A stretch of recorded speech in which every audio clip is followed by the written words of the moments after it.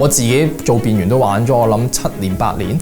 咁你不斷咁鍛鍊，又要寫稿，又要出去講嘢，咁你一定係要訓練自己講嘢流暢啦、清晰啦、吸引人注意啦，同埋你要好短時間裡面已經令自己講嘢係要有組織。玩完辯論之後咧，對公共政策啊、社會時事好有興趣。香港又冇一啲叫公開嘅辯論比賽，你冇得一路工作有一啲業餘嘅辯論隊啊嘛。運動可能有，但係辯論係冇。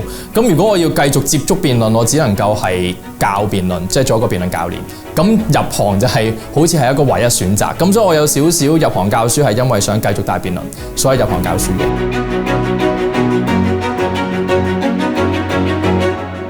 我都好希望可以將我喺呢度累積到嘅辯論經驗咧，可以即係承傳到俾華英嘅同學一代一代咁樣承傳落去啦。咁所以我哋都好堅持係揾翻辯論隊嘅畢業生，自己辯論隊嘅畢業生做教練。都希望可以將辯論上累積到嘅一啲好處啊，或者嗰個我認為係一個好啲嘅辯論文化，可以影響到即係成個即係學界啦，唔係淨係即係我哋自己嘅學生添啦。係希望呢個氛圍可以感染到多啲人去投入呢一個活動咯。